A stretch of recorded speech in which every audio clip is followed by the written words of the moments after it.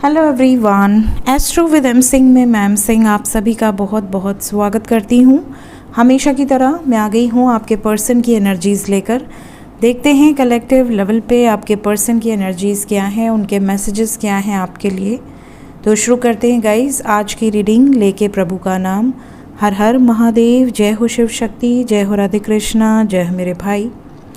सबसे पहले अपने पर्सन को याद कर लीजिए जिनके मैसेजेस आप इस कलेक्टिव रीडिंग के माध्यम से जानना चाहते हैं। शुरू करते हैं आज की रीडिंग।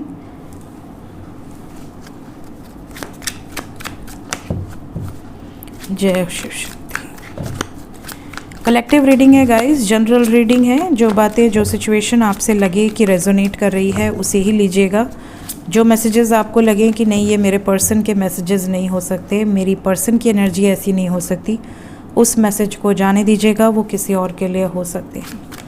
अपने बारे में पर्सनली जानना हो तो मेरे डिस्क्रिप्शन और अबाउट में नंबर दिया होता है, आप व्हाट्सएप पे बुकिंग कर सकते हैं। मैसेजेस आपके लिए, आपके पर्सन के अभी इस वक्त। बॉटम ऑफ द डेक से है 4 of wands. So we have King of Wands, the Star. Bottom of the deck is 4 of Wands. We have 9 of Swords, Tower, Queen of Swords, 6 of Wands and the Chariot. Clarify कर लेते हैं each and every card को ताकि बिल्कुल clear energies पता चले कि energy क्या है।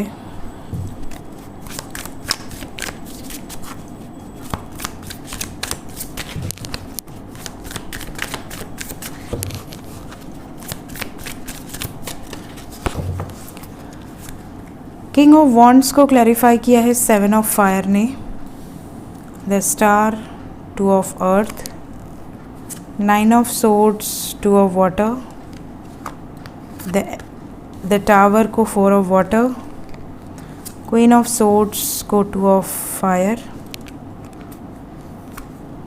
6 ऑफ वॉन्ड्स को 8 ऑफ फायर, द चैरियट को 10 of water and bottom of the deck को, bottom of the deck that is messenger of fire. तो सभी कार्ड्स को मैंने क्लैरिफाई कर लिया है। Let's start. ओके, तो किंग ऑफ वॉन्ड्स को 7 ऑफ फायर ने क्लैरिफाई किया है गाइस। यहाँ पर जो एनर्जी है आपके पर्सन की, आपके पर्सन को ऐसा लगता है कि मैं बोल्ड एनफ हूँ टू टेक डिसीजंस, चाहे वो मेल हो या फीमेल हो। इन्हें अपने ऊपर कॉन्फिडेंस है इस वक्त पे। कई बार क्या होता है आपके पार्टनर का कॉन्फिडेंस बिल्कुल गया होता है, ज़ीरो। आपको ये रियलाइज़ हो जाता है कि मेरा पार्टनर इस समय नर्वस है या डरा हुआ है या डरी हुई है, कोई एक्शन लेने में मुश्किल आएगी। बट जब आपको रियलाइज़ होता है कि आपका पार्टनर बिल्कुल दमदार तरीके से आपका सपोर्ट कर रहा है या कर रही है, हर समय ये आपको ये दिलासा दिला रहे हैं कि मेरी तरफ से निश्चिंत रहो, मैं तुम्हारे साइड हूँ, ठीक है, दुनिया इधर से उधर हो जाए, मेरे पर भरोसा रखना। तब आपको रियलाइज़ होता है कि चाहे जो भी सिचुएशन हो जाए, मेरा पार्टनर मेरा सपोर्ट करना नहीं छोड़ेगा। तो आपके पर्सन इस टाइम पीरियड में आपको यही मैसेज देना चाहते हैं कि इन पर बिलीव रखो, इन पर बिलीव रखो। जो सत्य है उसके साथ ये हैं, आपके साथ है और आपके लिए हर मुमकिन कोशिश करेंगे टू टेक प्रॉपर स्टैंड, ठीक है। सेकेंड एनर्जी में वी हैव द स्टार, और द स्टार को क्लैरिफाई किया है 2 ऑफ अर्थ। इन्हें होप है कि अभी तो ये जगल कर रहे हैं, अभी ये सिचुएशन ऐसी है कि एक तरफ आप हैं, एक तरफ कोई अदर सिचुएशन है, बट आने वाले समय में होपफुली ये सिचुएशन रिजॉल्व हो जाएगी। सफरिंग को क्लैरिफाई किया है 2 ऑफ वाटर ने, प्यार में सफ़र कर रहे हैं। आपको ये मैसेज देना चाहते हैं कि सिर्फ आप ही सफ़र नहीं कर रहे हो, सिर्फ आप ही को कष्ट नहीं है, कष्ट इनको भी है, ठीक है। ये वाली एनर्जी है आपके पर्सन की, कष्ट इनको भी है, सफरिंग इनकी भी है, और ये भी नज़र आ रहा है कि इनको पूरा पूरा कॉन्फिडेंस है कि ये इस सफरिंग से बाहर निकलेंगे, क्योंकि जिस भी कारण से ये आपका प्रपोज़ल एक्सेप्ट नहीं कर पा रहे हैं, ये उस कारण को ही ख़त्म कर देंगे, ठीक है। 4 ऑफ वाटर को क्लैरिफाई, द टावर को क्लैरिफाई किया है 4 ऑफ वाटर ने। तो डेफिनेटली वो सिचुएशन एंड होगी जो सिचुएशन में ये आपका प्रपोज़ल एक्सेप्ट नहीं कर पा रहे हैं, जिस कारण से क्वीन ऑफ सोर्ड्स को क्लैरिफाई किया है 2 ऑफ फायर ने। डेफिनेटली इनकी लाइफ में कोई अदर सिचुएशन है जिसके कारण आप दोनों में डिस्टेंस आया है। एक तरफ आप हैं, एक तरफ कोई अदर सिचुएशन है। जो अदर सिचुएशन है वो बहुत डोमिनेटिंग है, बहुत क्रूर एनर्जी है, रूड एनर्जी है। वो कोई ऐसी एनर्जी है जो अपना प्रेशर बनाने के लिए, अपनी अहमियत दिखाने के लिए किसी भी हद तक जा सकता है या जा सकती है। साथ ही साथ बहुत एरोगेंट है, बहुत स्टबर्न है, बहुत एटीट्यूड है उसके अंदर, जो भी थर्ड पार्टी है। लेकिन आपके पार्टनर इस सिचुएशन से निकलना चाहते हैं, ख़त्म कर देना चाहते हैं इस सिचुएशन को। Then we have 6 of wands with 8 of fire. Successfully ये आपकी तरफ आना चाहते हैं, आपको मैसेज करना चाहते हैं, आपसे बात करना चाहते हैं, सब कुछ आपको एक्सप्लेन करना चाहते हैं। फ़िलहाल ये मूवमेंट चाहते हैं। इस टाइम पीरियड में इनकी ये एनर्जी है कि इन्हें मूवमेंट चाहिए, इन्हें एक्सप्लोर करना है सिचुएशंस को और आपके पास आकर ये चीज़ें डिस्कस भी करनी है। द चैरियट को क्लैरिफाई किया है 10 ऑफ वाटर ने। यहाँ पर इन्होंने डिसीजन ले लिया है कि अगर शादी करेंगे, विवाह करेंगे, परमानेंट यूनियन में आएंगे तो सिर्फ आपके साथ। चैरियट को 10 ऑफ वाटर ने क्लैरिफाई किया और चैरियट के बाद यहाँ से 4 ऑफ वॉन्ड्स है जो कि मैरिज की एनर्जी है। मैरिज कार्ड को क्लैरिफाई किया है मैसेंजर ऑफ फायर ने। डेफिनेटली आपके पार्टनर रेडी हैं to take proper steps, bold steps, passionate हैं, रोमांटिक एनर्जी है और इस टाइम पीरियड में ये बिल्कुल क्लियर है कि मुझे स्टेप्स क्या लेने हैं। तो स्टैंड लेने का मैसेज है। जगलिंग होप रखिए कि जगलिंग से बाहर आएंगे।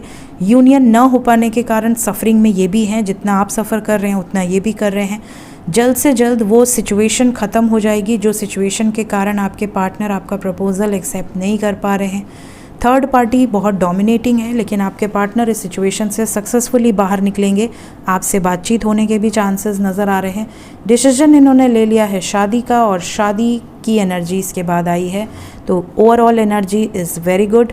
सिचुएशन अभी इंटेंस है बट आने वाले समय में सिचुएशन रिजॉल्व हो जाएंगे।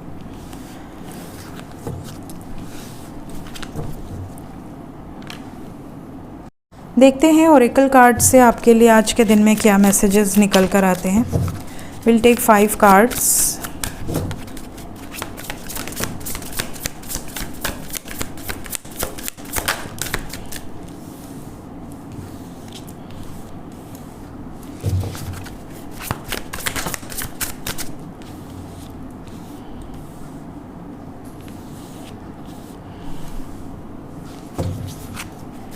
One more card.